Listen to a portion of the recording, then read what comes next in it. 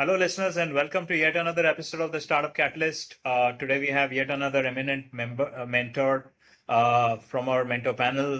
Mr. Manikandan is the founder director of Spero Mobility and Milltex. He's got more than 2 decades of experience in the industry, and it's a real privilege to have you, sir, on our mentor panel. Welcome on board. Thank you, sir. Thank you. So I kept the introduction brief, but would love if you can just walk us through your professional journey and your experience as well. So I run two businesses now. One that's is an inherited family business that's in machinery. So we focus only on bast-natural fibers and fruit fibers. We work on jute and coir. We are building our competencies on a couple of other fibers. We can work on banana, but we are more aggressively focused on industrial hemp and sisal because that's where the supply chain already exists. We have a company that also is involved in electric mobility. We make electric cycles and energy storage devices. We make our own battery packs out of Coimbatore. Okay, got it. So would it be right to describe that the whole green energy wave and the circular economies are areas which interest you a lot? Absolutely right. It's been sustainability all the while. So even when we work on the jute industry, our focus is not just on the machinery, but on the actual finished product. We are aggressively working on value addition on the fibers as of now. Okay. But for a start point, we are involved in commercializing jute bags in Coimbatore. We see it as an opportunity to not just see it as a shopping bag, but it should be a part of your life. So it's an opportunity to take this on to the next stage in that manner. Okay, interesting.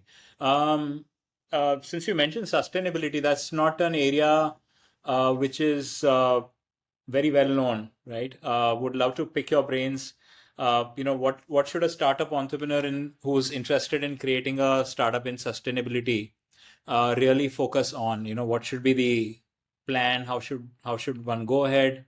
If you could just shed some light on this topic.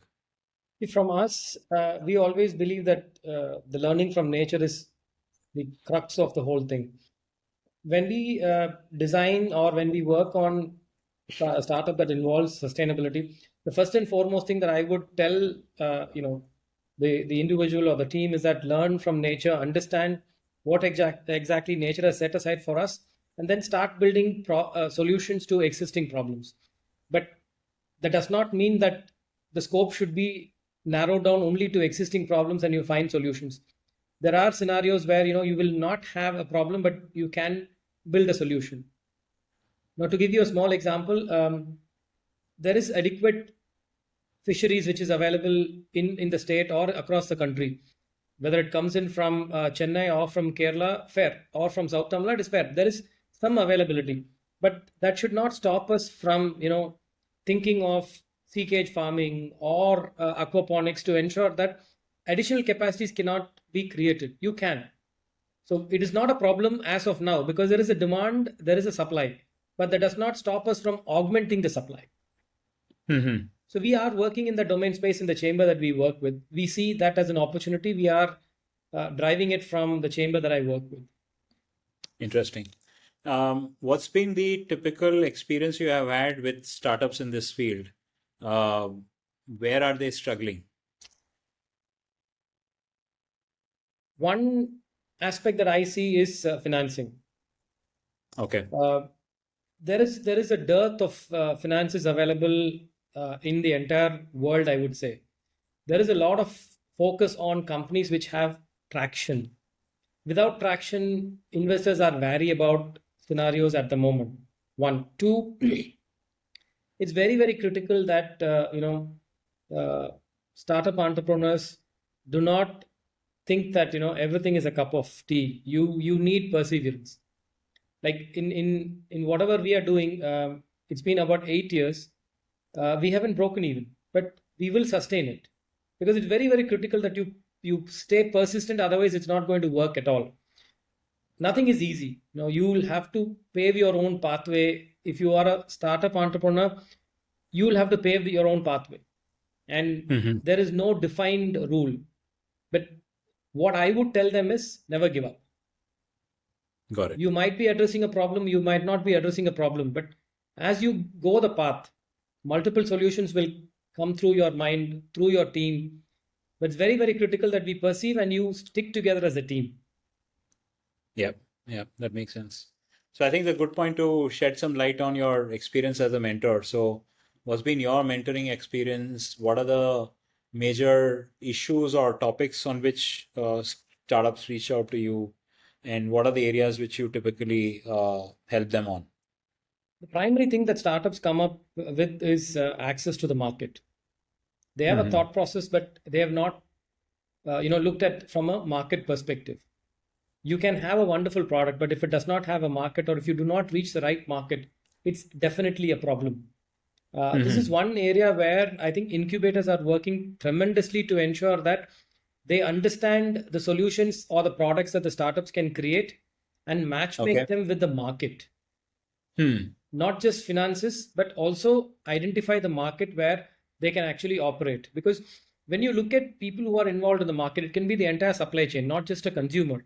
The whole supply chain, warehouses, dealer, distributors, they will have any number of thoughts with respect to finishing the product and making it successful in the market. So access to the market is predominantly something which I've had mentors come back, or I've had startup entrepreneurs come back and ask, can you identify the right path that we can take to reach the right place? We have been successful in a few cases, but in most cases, the search is a continuous process. We keep interacting with people and trying to see if we can matchmake them and take them on to the next stage. It's interesting when you mention access, you're obviously not mentioning access to customers alone. You're talking more with regard to the entire ecosystem, right? Absolutely. The partners, the suppliers, the dealers, distributors as well. The entire ecosystem makes it very, very critical, because once you identify a customer, how do you reach it to the customer?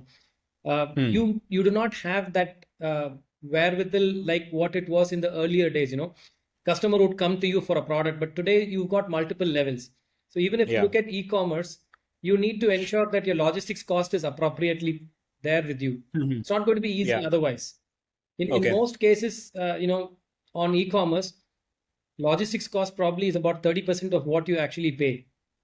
That cannot happen in the case of a startup, because they'll continue to bleed further without even understanding the fact, because they're only looking at the top line.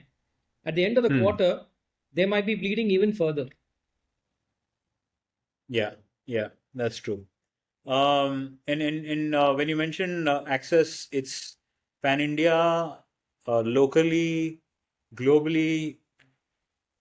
Is the sustainability field a very local issue, or is it something which has got there's ability to spread your wings wider? Honestly speaking, yes. This is one question which is very, very close to me. I do agree that on a sustainability platform there is a global opportunity, but trust me, sir, if we cannot handle 1.45 billion Indians as your target audiences, then you cannot satisfy the rest of the world. We probably are the largest consumers in the world as we speak. The Western countries or the companies that are based out of these Western nations do not have the demand, and they are looking at India as a market. I'll just give you a small example. Volkswagen is considering shutting down factories in Germany. They never mentioned shutting down factories in India. You see the difference. Now, that is exactly what I say. There is a huge demand in India, and startups should have a core focus on designing products and services which suit the Indian palate. And then, once you build your platform, the globe will come to you. It's not that you have to reach out to the globe. The globe will come actually to your table and want your products or your services. Got it. Makes sense. And when you mention about the various challenges, I'm sure you would have your own share of success stories. So would you like to highlight some startups that you engaged with? What were they struggling? How did you help them? Just narrate us a story. I worked with a startup which actually is involved in the electric mobility field itself, though we work in the same domain space. But when they came to us for solutions on batteries, we were not in a position to offer the solutions that they wanted because we had our own requirements, plus we had a clear plan of sight on what exactly is the kind of products that we will design and manufacture. So we tailor-made the solutions along with other partners who probably are in the industry, ensured that the whole thing is taken care. We did the negotiation, we did the design of the entire battery pack, ensured that they get the solution. If it is going from our table, how optimal would it be? That's exactly what we did. It is not Yeah. from the, of course, for us, it would have been a value add to our top line, but we didn't want to lose our focus because we are now moving largely on our battery building into energy space, not necessarily on the mobility space. Because on the mobility space, the market's becoming very, very competitive in terms of pricing. People are looking at the average global price has come down tremendously. As the battery chemistries and efficiencies are augmenting, people are looking at extremely low prices and longer warranties in terms of the ultimate product. But what people don't understand is we do not want to actually build a product, deliver a false promise, and then go back on the commitment, because 3 years down the line, we visualize that the startup itself might not be there. So I cannot take a risk like that, because we have been in the city and in business for about 25 plus years. I've been there for 24 years plus. As an organization, we've been here for about 35 to 40 years. So I cannot, take a risk of going back on the commitments that we give. So it's a very, very critical fact that we honor our commitments and we are able to do what we can. So when we are not able to, or we identify the appropriate solution for the actual startup. Right. We are now working with another startup in packaging. So that's our primary family business domain, where we are working with combinations of jute and other materials to build packaging solutions for another startup that's involved in food packaging. There, it's in our domain space. We are working with them on a continuous basis. There are interactions. We are somewhere close to about 60-70% of the solution that they need. For us, it's a value add. For them, it's a solution. So we take projects based on how things are evolved. In some cases, I've passed on the requirements to other people who actually can do things better than us. In cases where we can deliver, we are getting in. Got it. Interesting. You mentioned about the electric mobility space, and the battery there is under strong debate. People are saying that, while you're replacing, normal fuel with battery, but battery has its own challenges as far as disturbance to the ecology of the Earth is concerned. What's your view on it? Is the conversion from fuel to battery a one-step journey, or do you think there is going to be more changes further down the line? People are talking about hydrogen and so on and so forth. See, at the moment, lithium platforms are very stable. One. Two, I do agree that, mining rare earth is not easy. There are issues. People have been talking about multiple, scenarios, child labor, exploitation, all that is being debated, no denial at all. But what is critical for us to understand is how do you, relate it and then take it forward from fossil fuel utilization, both in terms of automotive fuel as well as polymers which are there in the world, and the kind of impact it has on the environment. We've been seeing it in reality. Weather patterns changing. We are now researching how exactly once-use plastic production is impacting not just landfills and the marine life, but also for people around those factories. It's not an easy journey for everybody. So when you compare this, moving to batteries is a necessary evil, no denial at all. It's a change which is worth the risk that we are taking, both in terms of exploitation or in terms of movement of rare earth.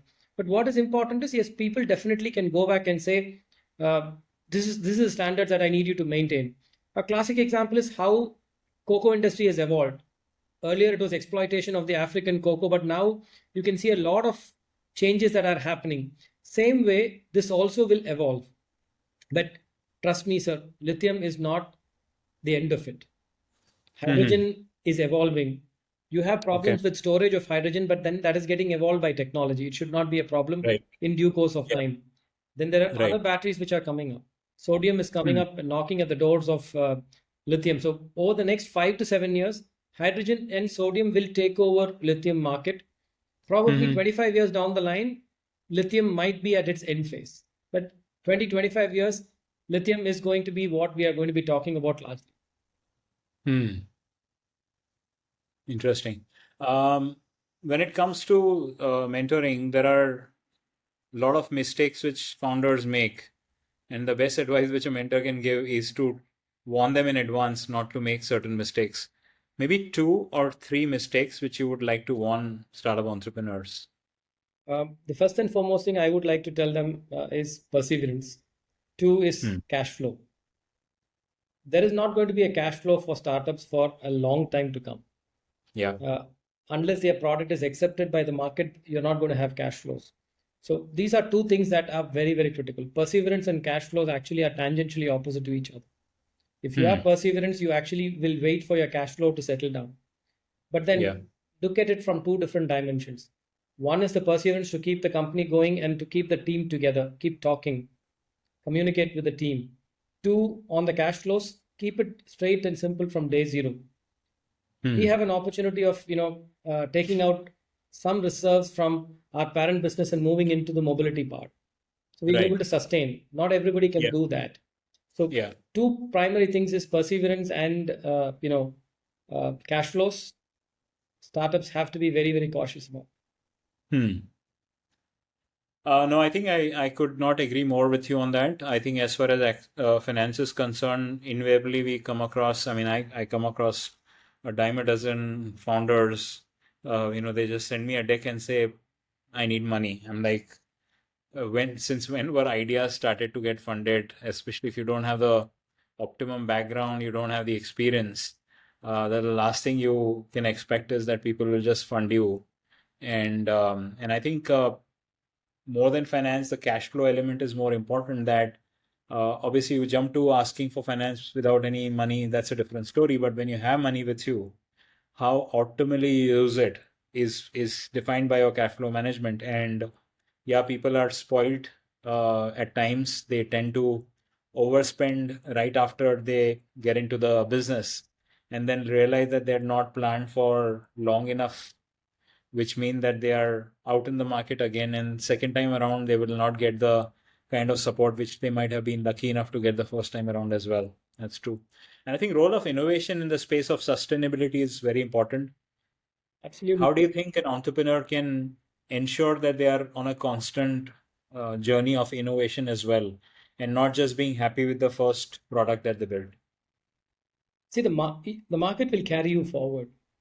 So on sustainability, which is the buzzword today, Yeah. I reiterate, with seasons changing, weather patterns going havoc, the rains that we Hmm. see.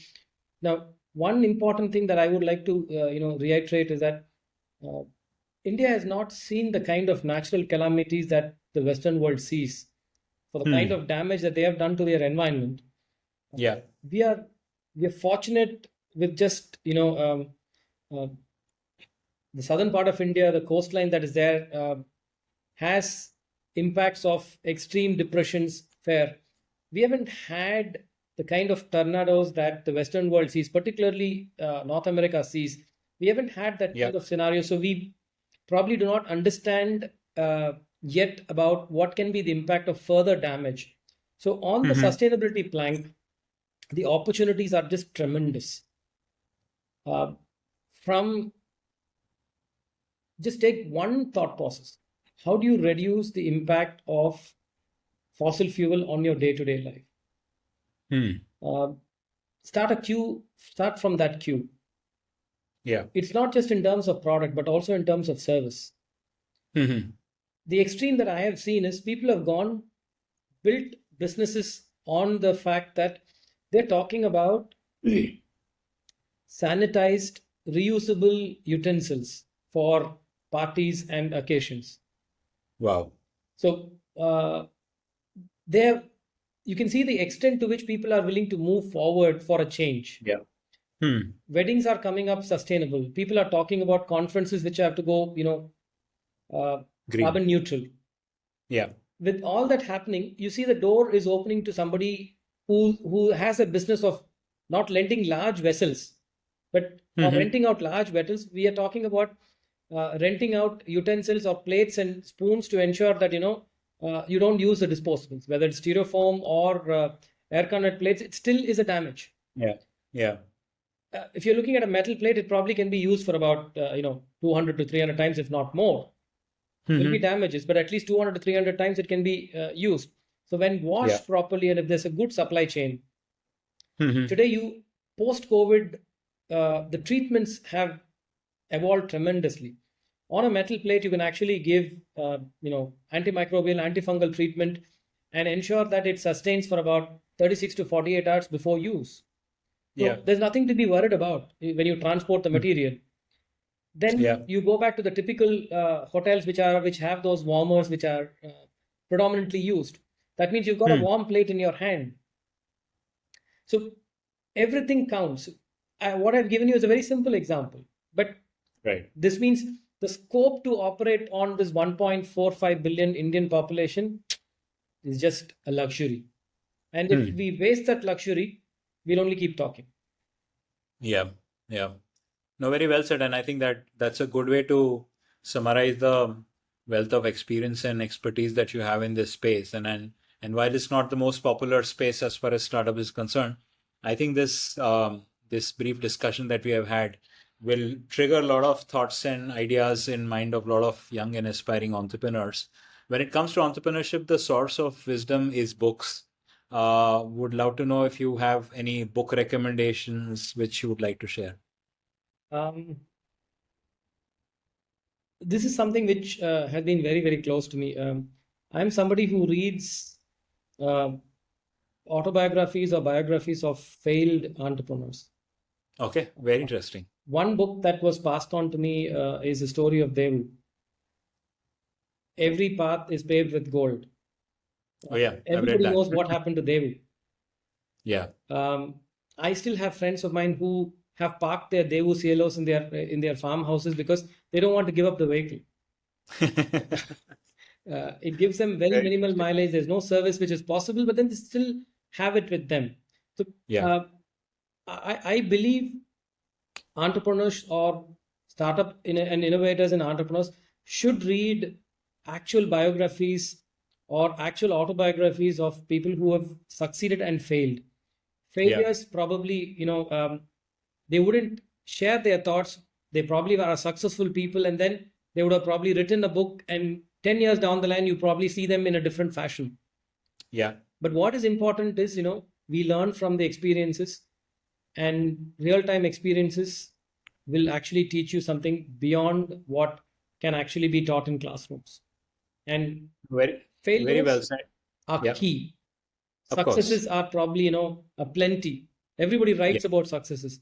But Yeah. look at the pain of somebody who's failed, and if it's put in paper, that will ensure that, you don't go through that pain. Yeah. You empathize with the person, but at the same time, you don't have to go through that pain. Yeah. You skip that step. That's true. That's true.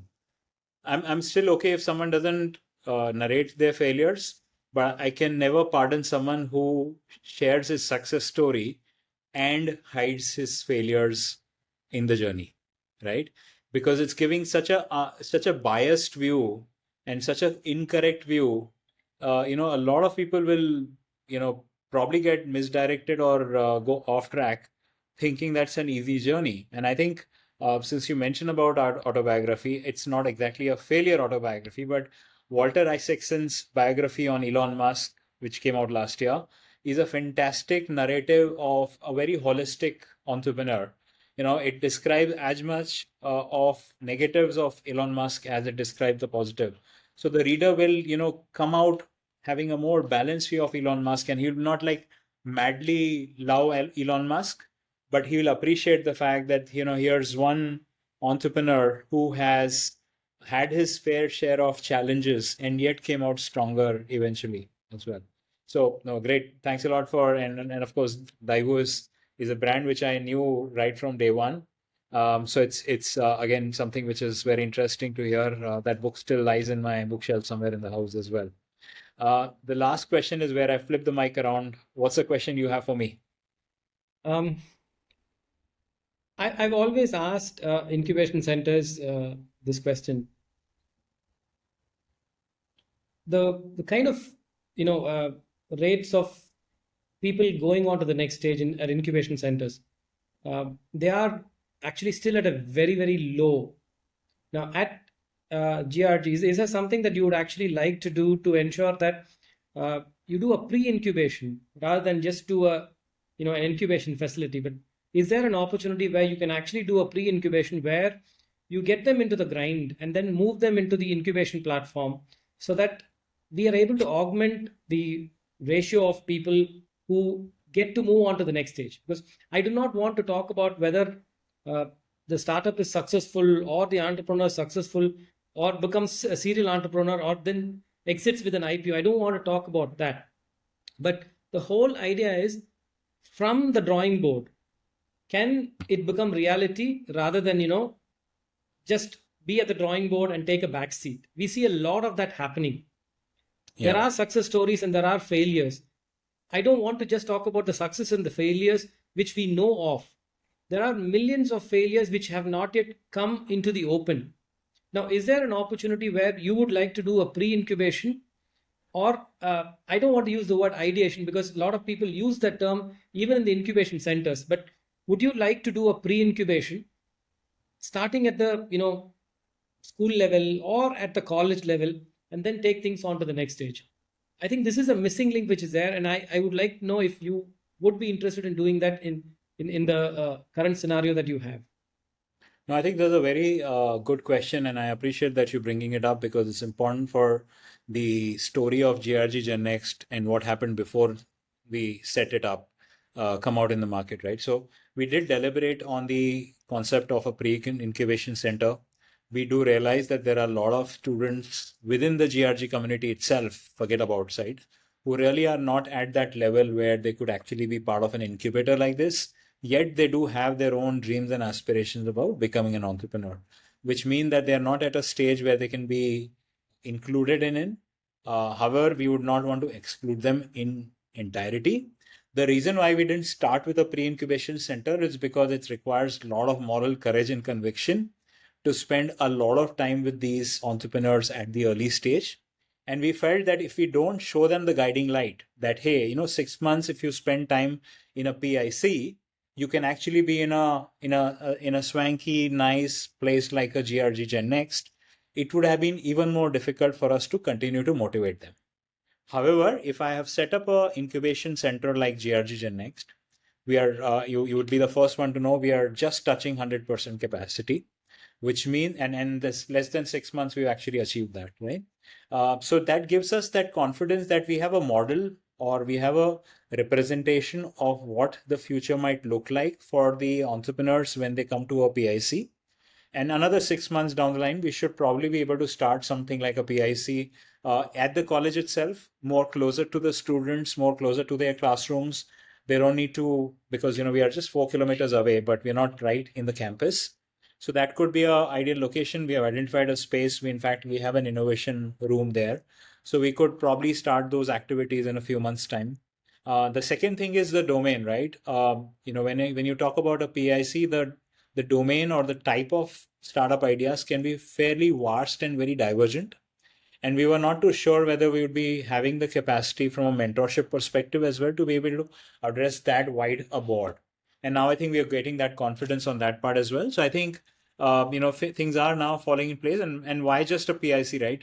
We would even want to look at an accelerator somewhere down the line where we believe that, once you have spent enough time in the incubation, you probably have got some external funding and you want to really take the company to the growth stage and go really fast because you want to cash in on the mileage that you leverage that you build. I think we should be there as well. So yeah, the plan is in place. We need to just structure it and roll it out as well. What I would try and impress on you and the team is at the college level in year 1 and year 2, not at year 3, but in year 1 and year 2, if you can actually expose them to sessions which have entrepreneurs coming and speaking, or people from Yeah. the corporate coming and speaking. Yeah. That interaction will take them out of the shell. Yes. Because a place like Coimbatore, when you interact with students, you'll know about 70 to 80% of them take third, fourth sitting before they can actually open up. Of course. When I True. go back to my alma mater to teach, which I do these Yeah. days, I've seen the students take the third or the fourth class before they can actually come back and tell that, can I talk to you about this? I've got this idea in mind. It can be on the course that we teach, or it can probably be something else. I've Yeah. seen that hesitancy which is there. So the more we try and open up ourselves to them and give them that freedom to come back to us, I think a lot can happen. Yeah. And if there's something No, that we can do, please Yeah. let me know. We'll try and bottle up and put some time together. Definitely. I mean, organizing events, calling seasoned entrepreneurs to come and share their stories, their journeys, and their learnings is a very integral part of our marketing campaign. I've created this group called Coimbatore Founders Circle and would welcome you to be part of the group as well, where we organize these events once in a month. We don't want to keep it very frequent and not overdo it. So we space it apart. We try and invite entrepreneurs from different backgrounds, B2B, B2C, hardware, software, different industries, so that the entrepreneurs and the would-be entrepreneurs who also come, I mean, anyone from outside is welcome. It's not just only for the incubatees. That kind of an event is already happening, and we hope to do more of that. And I welcome your suggestion, and we would definitely involve you in the next event as well. Sure. Thanks a lot, Mr. Manikandan. It was a pleasure talking to you, and thanks again for being part of our mentor panel. And I'm sure our startups and incubatees will reach out to you very soon. Sure, sir. Anytime. Thank you. Thank you. Thank you.